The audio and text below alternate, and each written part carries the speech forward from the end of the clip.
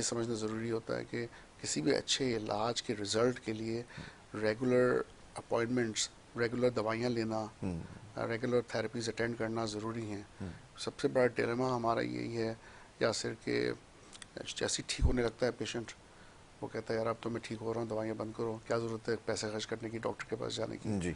और फिर वही पेशेंट 4 महीने बाद फिर रोता हुआ आ रहा होता है कि मैं तो ठीक हो ही रहा था डॉक्टर, मैंने सोचा अब तो मैं दवाई बंद कर दूँ, ये एग्जैक्टली। तो मैं वापस उस पोजीशन पे आ गया हूँ। तो बात ये होती है कि ठीक होता होता इंसान फिर पीछे की तरफ आ जाता है, बिल्कुल। और उसका टाइम का ज़िया, और फिर वो काम पे फिर नहीं जा रहा, फिर फैमिली के साथ उसकी इश्यूज आ रहे हैं।